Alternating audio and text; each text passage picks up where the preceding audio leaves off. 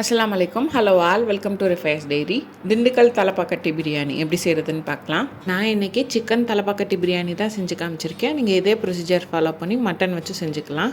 Channel subscribe பண்ணாமல் video பார்க்குறீங்கன்னா subscribe பண்ணிக்கோங்க. பக்கத்தில் இருக்க பெல் ஐக்கானை கிளிக் பண்ணி அதில் ஆல்ன்ற ஆப்ஷன் செலக்ட் பண்ணிக்கோங்க. அப்போ தான் வீடியோ போஸ்ட் பண்ண நோட்டிஃபிகேஷன் வரும். வெங்காயம் தக்காளின்னு எதுவும் கட் பண்ண தேவையில்லை. தக்காளி இல்லாமே இந்த பிரியாணி செஞ்சிடலாம். வீடியோவை கடைசி வரை ஸ்கிப் பண்ணாமல் பாருங்கள். அப்போ தான் ரெசிபி தெளிவாக புரியும். மசாலா அதிகமாக சேர்க்காமல் நல்லா ஃப்ளேவர்ஃபுல்லாக ஒரு பிரியாணி ட்ரை பண்ணணுன்னா நீங்கள் கண்டிப்பாக அதை ட்ரை பண்ணி பார்க்கலாம். பிரியாணி செய்கிறதுக்கு நான் 300 கிராம் ஜீரக சம்பா அரிசி எடுத்திருக்கேன். இதை 3லேருந்து 4 தடவை நல்லா கழுவி எடுத்துக்கணும். நல்லா கழுவி எடுத்ததுக்கப்புறம் இந்த அரிசி மூழ்கிற அளவு தண்ணி சேர்த்துட்டு இதை அரை மணி நேரம் ஊற வச்சுக்கணும். இந்த பிரியாணியில் சேர்க்குற மசாலாக்காக ஒரு சில ஸ்பைசஸ் எல்லாத்தையும் சேர்த்து அரைக்கணும். அதுக்கு 2 இன்ச் சைஸில் 3 பீஸ் பட்டை, 4 கிராம்பு, 4 ஏலக்காய், ஒரு பே லீஃப், இது கூடவே ஒரு முழு ஸ்டார் அனஸில் இருந்து பாதி எடுத்து வச்சுருக்கேன். ஒரு சின்ன பீஸ் ஜாதிக்காய். நான் ஜாதிக்காயை மிக்சர் ஜாரில் சேர்க்கும் போது கையில் எடுத்து காமிச்சிருக்கேன். அந்த அளவு மட்டும் சேர்த்தா போதும். அதுக்கு மேலே சேர்த்திங்கன்னா ரொம்ப கசக்க ஆரம்பிச்சிடும். இது கூடவே 5 முந்திரி பருப்பு. இப்போ ஒரு மிக்சர் ஜாரில் நம்ம எடுத்துருக்க எல்லா ஸ்பைசஸையும் சேர்த்துக்கலாம். உங்கள்கிட்ட கல்பாசி இருந்ததுன்னா இது கூட சேர்த்துக்கலாம். ஜாதிக்காய் காமிச்சிருக்கேன்ல, இந்த அளவு போதும். இதுக்கு மேலே அதிகமாக சேர்க்கக்கூடாது. நீங்கள் குவான்டிட்டி ஜாஸ்தி சேர்க்குறீங்கன்னா இதிலேருந்து கொஞ்சம் ஜாஸ்தியாக சேர்த்துக்கோங்க. பேலீஃபை மட்டும் இப்போ நான் காமிச்சிருக்க மாதிரி நல்லா உடச்சி சேர்த்துக்கோங்க. இது எல்லாத்தையும் நல்ல பவுடராக அரைச்சி எடுத்துக்கணும்.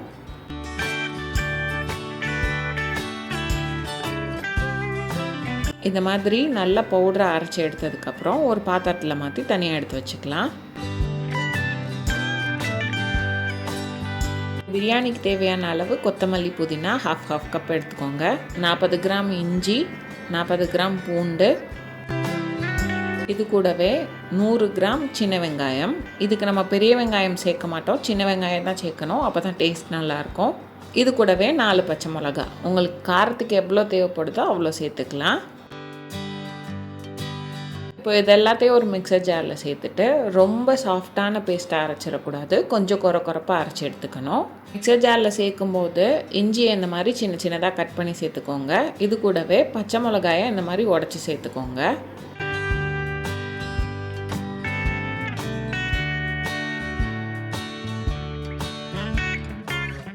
இப்போ இது எல்லாத்தையும் நான் காமிச்சிருக்க மாதிரி குறைப்பாக அரைச்சி எடுத்துக்கோங்க. இதையும் தனியாக ஒரு பாத்திரத்துக்கு மாற்றி எடுத்து வச்சுக்கணும். நான் 300 கிராம் அரிசிக்கு 500 கிராம் சிக்கன் சேர்த்துருக்கேன். சிக்கனை இந்த மாதிரி பெரிய பீஸாக கட் பண்ணி வாங்கிக்கோங்க. நீங்கள் 300 கிராம் அரிசிக்கு 300 கிராம் சிக்கனும் சேர்த்துக்கலாம், இல்லை 400 கிராமோ, அப்படி இல்லைனா நான் சேர்த்துருக்க மாதிரி 500 கிராமோ சேர்த்துக்கலாம். உங்களுக்கு எவ்வளோ தேவைப்படுதோ அவ்வளோ சேர்த்துக்கோங்க. ஒரு அடிகனமான பாத்திரத்தில் 1/4 கப் எண்ணெய் சேர்த்துருக்கேன். இது கூடவே 1 டேபிள் ஸ்பூன் நெய். ரெண்டும் நல்லா சூடாகி வந்ததுக்கப்புறம் நம்ம அரைச்சி வச்சுருக்க வெங்காய பேஸ்ட்டையும் சேர்த்துக்கணும். சேர்த்துட்டு இந்த பேஸ்ட்லேருந்து எண்ணெய் பிரிஞ்சு வர வரைக்கும் இதை நல்லா வதக்கி எடுத்துக்கணும். நம்ம பட்டை கிராம்பு எல்லாமே மிக்சர் ஜாரில் சேர்த்து அரைச்சி பவுடராகவே எடுத்துட்டதுனால இதில் தாளிக்கிறதுக்கு நம்ம சேர்க்க தேவையில்லை. இந்த மாதிரி நல்லா எண்ணெய் பிரிஞ்சு வெந்து வந்ததுக்கப்புறம் நம்ம அரைச்சி வச்சுருக்க மசாலாவை சேர்த்துக்கணும். இந்த மசாலாவில் உள்ள பச்சை வாசனை எல்லாம் போகி இதிலேருந்தும் நல்லா எண்ணெய் பிரிஞ்சு வர வரைக்கும் இதை வதக்கி எடுத்துக்கணும்.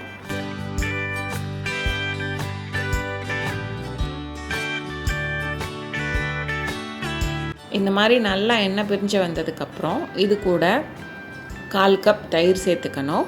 இது 50 கிராம் தயிர் சேர்த்துட்டு இதிலேருந்தும் நல்லா எண்ணெய் பிரிஞ்சு வர வரைக்கும் வதக்கி எடுத்துக்கணும்.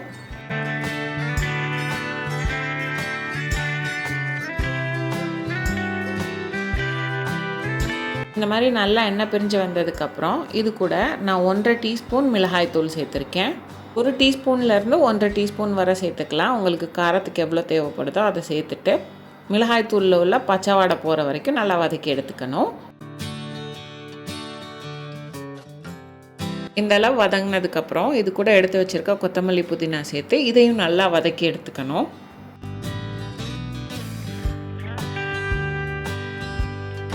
இப்போது நான் இந்த மொத்த பிரியாணிக்கும் தேவையான அளவு உப்பு இப்போவே சேர்த்துக்கிட்டேன். எனக்கு நான் இப்போ சேர்த்த உப்பே கரெக்டாக இருந்துச்சு. உங்களுக்கு வேணும்னா நீங்கள் லாஸ்ட்டில் தண்ணி சேர்த்துட்டு கொஞ்சம் குடிச்சு பார்த்துட்டு பத்தலைன்னா சேர்த்துக்கோங்க. இதெல்லாம் நல்லா வதங்கி வந்ததுக்கப்புறம் இது கூட நம்ம எடுத்து வச்சுருக்க சிக்கன் எல்லாத்தையும் சேர்த்துக்கணும்.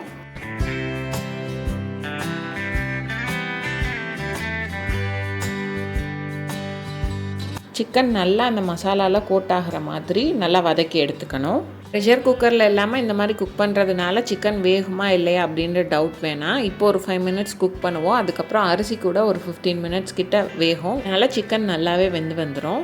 மூடி போட்டு ஒரு 5 நிமிஷத்துக்கு நல்லா வேக வச்சு எடுத்துக்கணும். இதை ஒரு தடவை நல்லா வதக்கி விட்டுட்டு இது கூட 1 கப் அரிசிக்கு 2 கப் தண்ணின்ற அளவுக்கு தண்ணி சேர்த்துக்கணும்.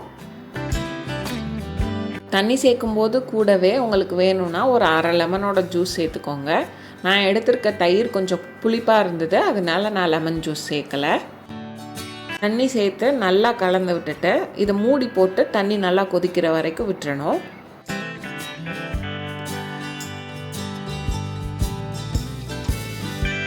தண்ணி இந்த மாதிரி நல்லா கொதிச்சு வந்ததுக்கப்புறம் இது கூட நம்ம கழுவி வச்சுருக்க அரிசியை கொஞ்சம் கொஞ்சமாக சேர்த்துக்கணும்.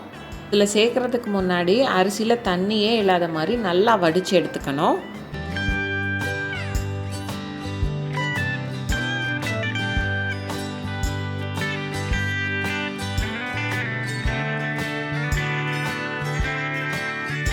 அரிசியெல்லாம் சேர்த்து இதை நல்லா கலந்து விட்டுட்டு மூடி போட்டு ஹை ஃப்ளேமில் ஒரு 7 நிமிஷத்துக்கு குக் பண்ணிக்கணும்.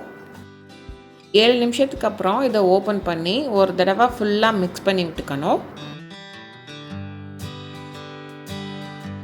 இந்த அளவு தண்ணியெல்லாம் நல்லா அப்சர்வ் பண்ணி கொஞ்சம் மட்டும்தான் தண்ணி இருக்கும். இந்த டைமில் கீழேருந்து மேலே வர ஃபுல்லாக மிக்ஸ் பண்ணிக்கணும். நல்லா கலந்து விட்டுட்டு இந்த மாதிரி லெவல் பண்ணிவிட்டு இதுக்கு மேலே ஒரு ஃபாயில் வச்சு இதிலேருந்து ஆவி வெளியே போகாத அளவுக்கு நல்லா மூடி போட்டு வச்சுக்கணும். மறுபடியும் ஒரு 7 நிமிஷம் லோ ஃப்ளேமில் குக் பண்ணி எடுத்துக்கணும். நான் மஷ்ரூம் பிரியாணி வீடியோவில் சொன்ன மாதிரி நான் வச்சுருக்கிறது இன்ஃப்ராரெட், அந்த ஹாட் பிளேட்டில் ஹீட் இருக்கும். அதனால நான் 7 நிமிஷம் குக் பண்ணிவிட்டு அப்படியே ஸ்டவ் ஆஃப் பண்ணிவிடுவேன். அடுப்பில் வச்சு குக் பண்ணுறீங்கன்னா 7 நிமிஷத்துக்கு அப்புறம் ஒரு தோசைக்கல் வச்சுட்டு அதுக்கு மேலே இந்த பாத்திரத்தை வச்சு ஒரு 10 நிமிஷத்துக்கு தம்மில் போட்டு ஆஃப் பண்ணிவிட்டு ஒரு 10 நிமிஷத்துக்கு அப்புறம் ஓப்பன் பண்ணிங்கன்னா பிரியாணி சூப்பராக ரெடி ஆகி வந்துடும். நான் 7 நிமிஷத்துக்கு அப்புறம் ஸ்டவ் ஆஃப் பண்ணிவிட்டு இதை ஒரு 20 நிமிஷத்துக்கு டிஸ்டர்ப் பண்ணாமல் விட்டுட்டு அப்புறம் ஓப்பன் பண்ணினேன். எனக்கு நல்லா உதிரியாக பிரியாணி ரெடி ஆகி வந்துடுச்சு. இப்போ அந்த பிரியாணியை கீழேருந்து மேலே நல்லா ஒரு தடவை மிக்ஸ் பண்ணி விட்டுக்கோங்க.